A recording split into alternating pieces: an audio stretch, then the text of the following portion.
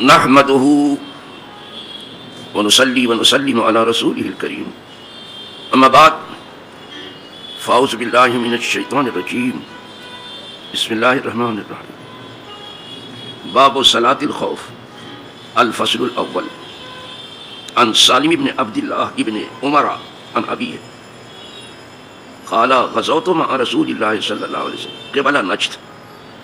اب میں پڑھتا جاتا ہوں اور ترجمہ بھی کرتا جاتا ہوں اس لیے کہ حدیث طویل ہے. ایک چیز یہ ہے. دوسری، اس وقت میں عوامی درسگاہ میں ہوں تو ان کے سامنے کوشش یہ کرتا ہوں کہ وہ گفتگو ہو جو ان کی سمجھ میں آ سکتی ہے. جب ہم درسگاہ میں بیٹھتے ہیں تو طلبہ کے لائق گفتگو ہوتی ہے، اور جب ہم مجمع علماء میں بیٹھتے ہیں تو چپ رہنے کی کوشش کرتے ہیں تاکہ ہم علماء کی بات سنیں. اسی لیے زیادہ تر فقہا کی جو بحث ہے یہاں صلاۃ الخوف، اس کو ہم نہیں چھیڑتے، اس لیے کہ ہماری عوام اس کی ان باریکیوں کی متحمل نہیں ہے جس کو مشکل سے علماء اٹھا پاتے ہیں. تو ہمارے یہاں امامت کے 4 باب ہیں: حنفی، شافعی، مالکی، حنبلی. جو بہت گہرائی میں جانا چاہتا ہے، فقہی گہرائی میں، اس کو میرا مشورہ ہے کہ وہ اپنے امام کے کتب کا مطالعہ کرے، اور اگر اس کا کوئی ماہر امام مل جاتا ہے تو اس سے سیکھے گہرائی کو، جفت کو.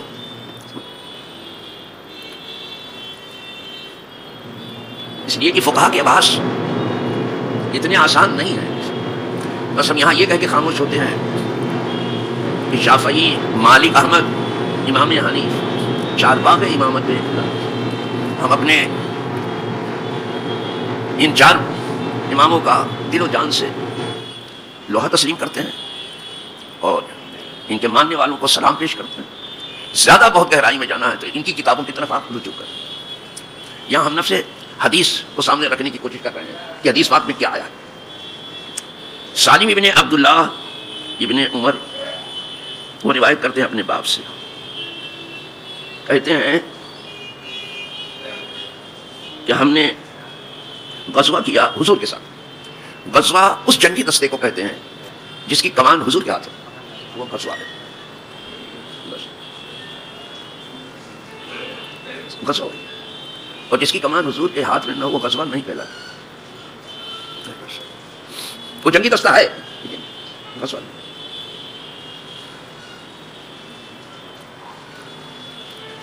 جو غزوہ ہند کے نام پر طوفان کھڑا کیا جاتا ہے اس کی کوئی ضرورت نہیں. حضور کے ہاتھ پہ کہاں کی عادت ہے؟ تو کسی پڑھے لکھے آدمی سے آپ رجوع کر لو، سمجھ لو، طوفان نہ کھڑا کر. طوفان کھڑا کرنے میں کوئی مسئلہ نہیں. حضور آئی نہیں تو کیسے غزوہ کیسے ہو جائے گا؟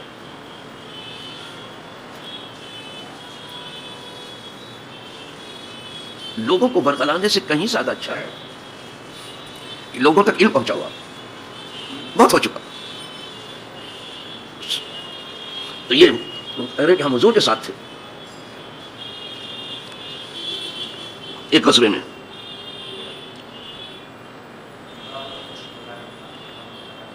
کہ بلا نجد، کہا یہ غزوہ کہاں؟ نجد کی طرف ہوا تھا یہ غزوہ. اس میں نجد کے معنی ابھری ہوئی چیز. تو جو عرب نے بالائی حصہ ہے، اوپری حصہ ہے، وہ نجد کہلاتا. ابھری ہوئی چیز کو نجد کہلاتا. اور جو نشیبی حصہ ہے وہ تہامہ کہلاتا. تھوڑا سا معلوم کر لیں آپ کو نفس مطلب بھی تو اچھا. تو یہ نجد کی طرف ہوا. چلو سر. ففازین العدو، ہم دشمنوں کے مقابل آ گئے. یعنی کہ اس وقت آمنے سامنے کی لڑائی تھی. صحیح معنوں میں اس وقت جو ہے آمنے سامنے کی لڑائی تھی. اور اب کی لڑائی جو ہے وہ کچھ الگ ہی ہے. ایک بچہ بھی پہلوان کو بھی اڑا سکتا ہے. اب کی لڑائی مت پوچھو، وہ ہو رہا ہے. اس وقت آمنے سامنے لڑتے تھے اور اتنی ایمانداری سے لڑتے تھے. اگر کسی کی تلوار گر گئی تو کہتے ٹھکرا دیجیے پھر سے. وہ لڑنے میں بھی ایماندار تھے. ہم عام حالات میں بھی ایماندار بننے کی فکر میں نہیں ہیں. تو پھر کس فکر میں ایماندار بننے کی فکر میں، کس میں ایماندار بننے کی فکر میں. ایماندار ہو جائیں. ایماندار ہونے کی فکر اللہ والوں کو. دنیا داروں کو صرف مالدار ہونے کی فکر، ایماندار ہونے کی نہیں ہے، بالکل نہیں ہے. نام بھی نہ لو ایمانداری. اللہ والوں کو، اللہ والوں کو ایمانداری. وہ کہتے تھے لڑتے ہو بھی کہتے تھے تلوار سے. ایک ایمانداری تھی اور وہ اللہ کے لیے لڑتے تھے، اپنے نفس کے لیے. مولا علی نے اپنے مقابل کو، بہت بڑا مقابل تھا ان کا، اس کو زمین پر گرا دیا، اس کے سینے پہ چڑھ کے بیٹھے. تو اس نے آپ کے چہرے انور پر تھوک دیا. جانتے ہو کس لیے کیا؟ یہ جلدی سے مجھے ختم کر دے تاکہ لوگوں کے سامنے شرمندہ ہونا نہ پڑے کہ اتنا بڑا بہادر اتنی جلدی کیسے گر گیا. جی صاحب، ایسی لڑائی تھی. لڑائی میں بھی ذرا دیکھو کیا ہے. جو لوگ بغیر پڑھے لکھے دہشت گردی کو وظیفہ پڑھ رہے ہیں، ان کو اس سے کیا مطلب ہے؟ آپ کب سے امن پسند ہو گئے ہو؟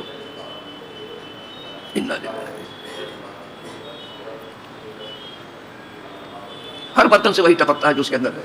لگتا ہے دہشت گردی آپ کے اندر ہے. ہر برتن سے وہی ٹپکتا ہے جو اس کے اندر ہے.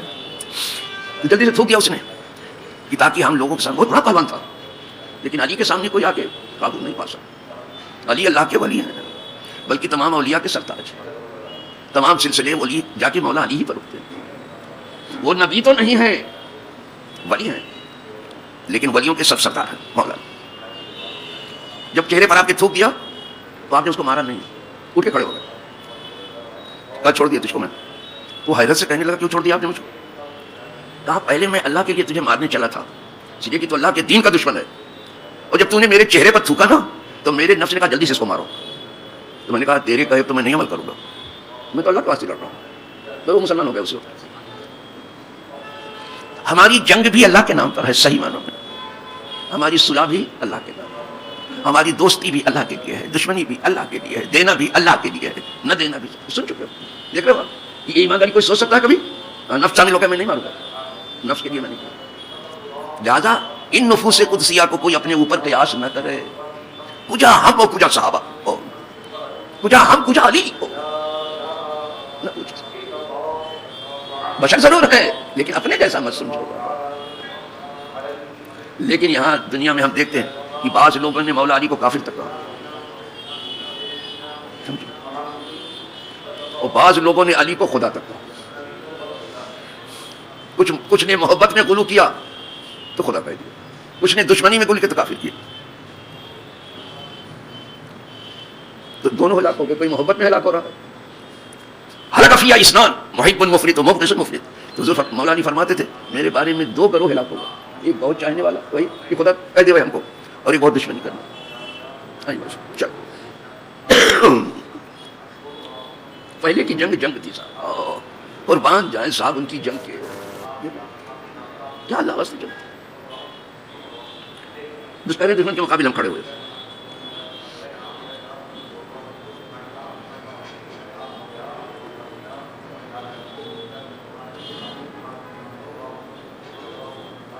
وصففنا لهم، دشمن کے مقابل بھی کھڑے ہوئے اور کچھ لوگوں نے صفیں بھی بنائی حضور کے پیچھے نماز پڑھنے.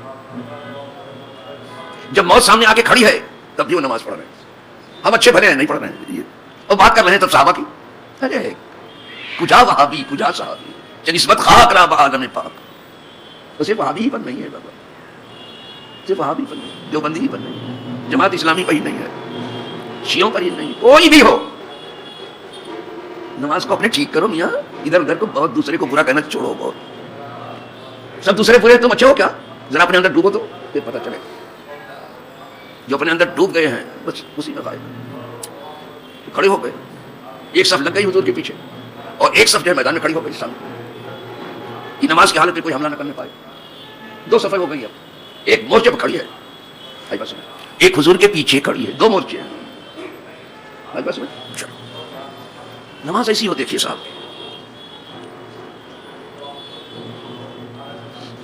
فقام رسول اللہ صلی اللہ علیہ وسلم یصلی لنا، جب صفیں لگ گئیں تو حضور ہمارے آگے کھڑے ہو گئے.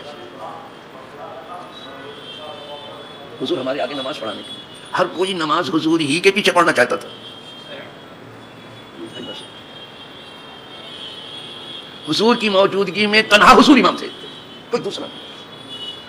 سب حضور کے پیچھے ہی کھڑا ہونا چاہتے ہیں، سب کھڑے ہو.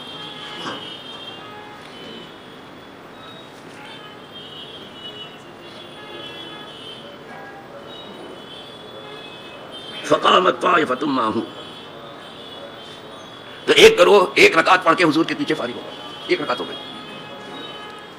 زیادہ تر یہ جنگیں خوف کی باہر ہی ہوئی ہیں، اسی لیے امام مالک نے کہہ دیا ہے یہ سب باہر کے مسائل، وہ ہوتا نہیں ہے، باہر ہیں ہم. تو ایک رکعت پڑھ کے فارغ ہو گئے، 2 رکعت پڑھنا ہے اب سفر میں. اب جب یہ ایک رکعت پڑھ کے فارغ ہو گئی تو چلی گئی مورچے پر، ایک ہی رکعت پڑھ کے. اور وہ جو مورچے پہ کھڑے تھے دشمن کی نگرانی کر رہے تھے کہ کہیں اگر حملہ کرے تو پھر اس سے ہم جنگ شروع کریں، وہ لوگ آ گئے حضور کے پیچھے کھڑے ہو گئے. یہ نماز ہے بابا، تو یہاں گھر سے باہر نہیں نکلیں گے، ذرا سا ایک گولی چلی تو سانس نہیں لیں گے، کھڑکی نہیں کھولیں دروازہ، بات ہی کرنے کو کہہ دیجیے، ان کو ڈھول بجانے کو کہہ دیجیے، تماشا کرنے کو کہہ دیجیے. اب سب یہ سب دین بن گیا ان کے، یہ ڈھول تماشے والے کب سمجھیں گے اس کو؟ بجاؤ اپنے یہاں پہ پڑے جاؤ، قبرستان میں بھی بجاؤ، مردے بھی سنے بچارے، وہ کیوں معلوم رہے تمہاری ڈھول سے؟ کیا تم نے کر ڈالا دین کو؟ مسلمان بنے پھر رہے ہیں. دوسری آ گئی جماعت، ایک رکعت پڑھ کے چلے گئے، یعنی اپنے بھائیوں کو موقع دیا کہ ایک رکعت میں نے حضور کے پیچھے پڑھ لی صاحب، اب تم ایک رکعت پڑھو حضور کے پیچھے. تو یہ مورچے پہ پہنچ گئے، وہ آ گئے، انہوں نے بھی ایک رکعت پڑھی. جیسے انہوں نے ایک رکعت پڑھی وہ پھر مورچے پہ گئے، وہ چلے آئے جو چلے گئے تھے اپنی نماز پوری کر لی، وہ پوری کر کے پھر گئے تو پھر وہ دوسری جماعت آئی تو نماز پوری، ایک دونوں نے پوری کی اپنا، ایک حضور کے پیچھے، ایک بھی حضور کے پیچھے ملی تو سب ملی، صرف ایک جہاں نہیں دونوں جہاں مل گیا، یہ حضور کی. اب کوئی اللہ والا اگر اس طرح سے نماز پڑھا رہا ہے تو بس ایسے ہی چاہیے. تمام فقہاء نے اسی لیے کہا کہ آج بھی یہی مسئلہ ہے، بہت پرہیزگار امام ہے، اچھا ہے، اللہ والا، سب پڑھنا چاہتے ہیں اس کے پیچھے، تو ایسے ہی تمام فقہاء نے یہی کہا.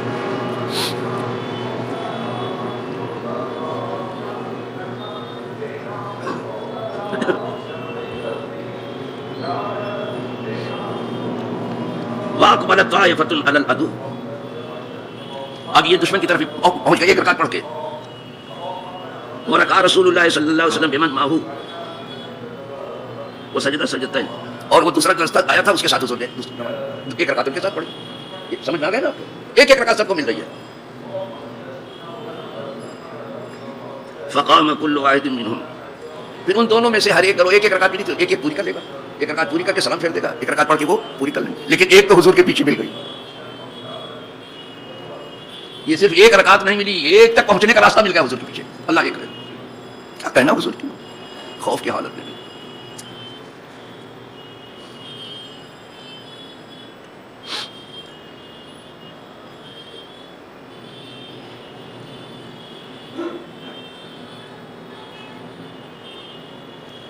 ثم انصرفوا، پھر وہ واپس لوٹے. وكانت طائفة التي لم تصلي فجاؤوا فركع رسول الله صلی اللہ علیہ وسلم بهم ركعة، وہ بتا چکا اس کا معنی میں اب، وہ سجدہ سجدتين ثم سلم. اب جب ایک ایک رکعت حضور کے پیچھے ہو گئی تو ایک سوال پیدا ہوا کہ جو ایک رکعت پوری کرنی ہے کون پہلے پوری کرے گا؟ ہمارے امام کہتے ہیں جو پہلے پڑھ کے گیا وہ آگے پہلے پوری کرے. بس یعنی امام اعظم ابو حنیفہ.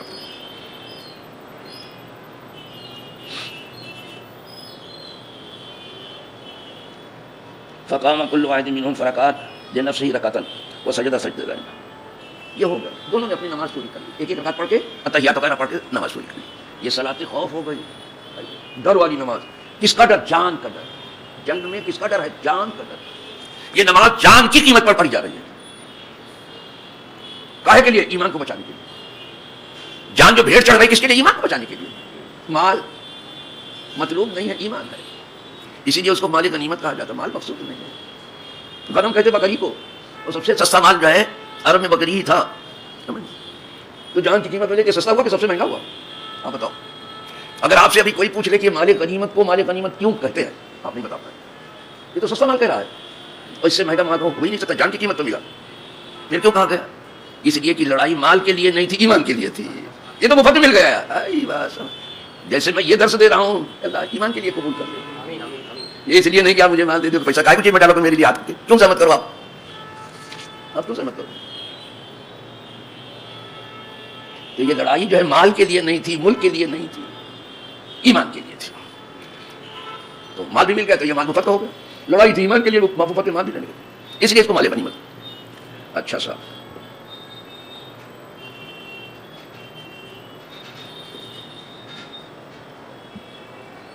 وروا نافع، اب نافع نے روایت کی، پہلی حدیث چل رہی ہے ابھی، نافع نے روایت، بہت بڑے امام ہے جو روایت کر رہے ہیں، روا نافع نحوہ، نافع نے کہا جیسے اوپر آپ سن چکے ہو ویسے ہم بھی روایت کر، سیم ایسے کیا، تو کافی ٹائپ لائے آپ نافع کا، نافع نے بھی ایسی روایت کیا ہے جیسے اوپر آپ سنتے ہیں چلے آ رہے ہیں، انہوں نے کچھ زیادہ روایت کیا، زیادہ کے لیے لایا ان کا نام، اب زیادہ جو انہوں نے کیا وہ بھی سن لیجیے صاحب، انہوں نے کچھ زیادہ ہی روایت کیا، اب وہ بھی سن لیجیے، وہ زیادہ کیا انہوں نے، فَإِنْ كَانَ خَوْفٌ وَأَشَدُّ مِنْ ذَلِكَ، یہ تو خوف کی نماز آپ سن رہے ہو نا، یہ کہہ رہے ہیں کہ حضور نے فرمایا اگر خوف بہت زیادہ ہو جائے، یہاں تو صرف خوف ہے، اب بہت زیادہ خوف ہو جائے کہ جان پر جانے کیا گزرے گی، بہت زیادہ خوف ہو جائے تب پھر کیسی نماز پڑھو، یہ تو صرف خوف ہے کہ جنگ ہوگی، لڑیں گے ہم بھی لڑیں گے وہ بھی لڑیں گے، اگر بہت زیادہ خوف ہو جائے، بہت زیادہ خوف کا مطلب کہ پتہ نہیں جان پر کیا گزرے گی اور کیا بھیگے گی، تب کیا کرو گے، تو حضور نے اس کا بھی راستہ بتایا، اور راستہ ہی بتانے کے لیے آئے تھے، اور راستہ بھی کس کا؟ اللہ کا۔ مزے کی بات تو یہ ہے کہ حضور جب بھی بتاتے تو اللہ کا راستہ بتاتے ہیں، جب بھی بتائیں گے، اور اللہ جب کبھی بتاتا ہے تو حضور کا راستہ بتاتا ہے، اسی کو چھوڑ دیتے ہیں، بیان نہیں کرتے ہیں، وحدہ توحید یہ کرتے ہیں، اسی کو چھوڑتے ہیں، وہ کہتا ہے میرے حبیب کے پاس جاؤ وہاں سیکھو، اسی لیے بھیجا، چلو اگر زیادہ اطول دو تو پھر تمہیں بہت لمبا ہو جائے گا نا، یا ایک ہی حدیث پڑھنے مشکل ہو جائے گا، بس آپ اپنی لائف سمجھ لیں۔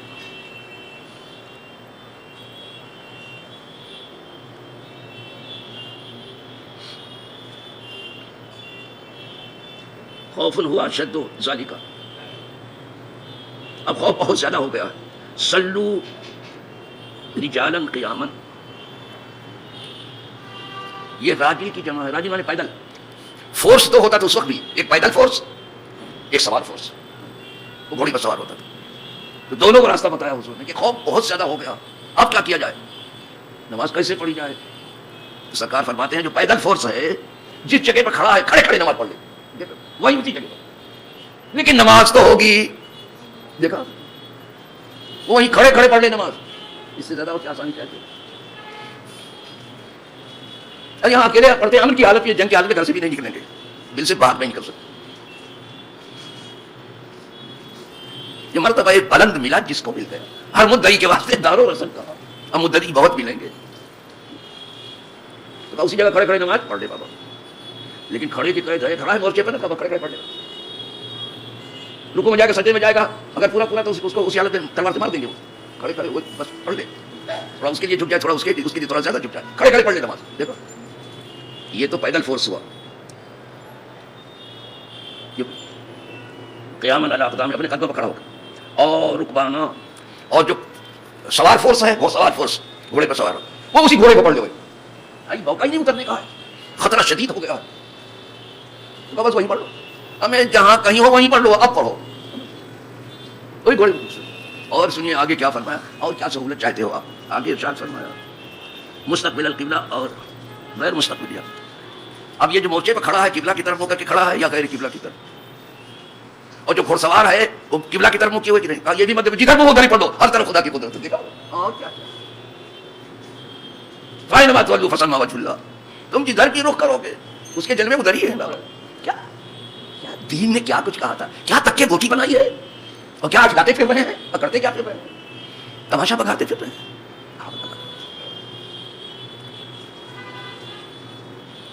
آپ قبلہ کی بھی بات نہیں، ورنہ تو قبلہ کی طرف کرنا ضروری ہے، کا خوف زیادہ ہے، اب جس حال میں ویسی حال میں پڑھو، ایک بات ثابت ہو گئی، نہیں اتر سکتے نہ اترو، نہیں چل سکتے نہیں چل سکتے، رکوع سجدہ نہیں کر پا رہے نہ کرتے، قبلہ کی طرف منہ نہیں کر پاتے، کوئی حرج نہیں ہے، سب ثابت ہو جائے، اللہ کی یاد ثابت نہیں ہوتی ہے، یہ نماز کیا ہے، اللہ کی یاد، ایسے بیماری میں آپ کو بتا چکے ہیں، یہ بہت بیمار ہو جائے کھڑا ہی نہ ہو سکے، وہاں بیٹھ کے پڑھ لو، قیام ثابت ہو گیا، بیٹھا بھی نہیں جا رہا ہے، لیٹ کے پڑھ لو،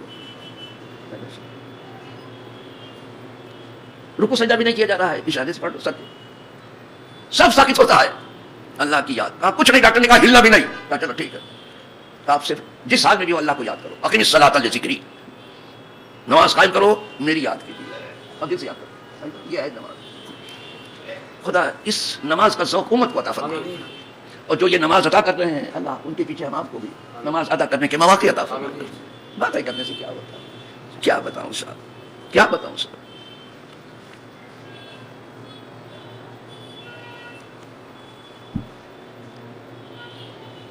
قال نافع لا ورا ابن عمر ذالک الا رسول اللہ.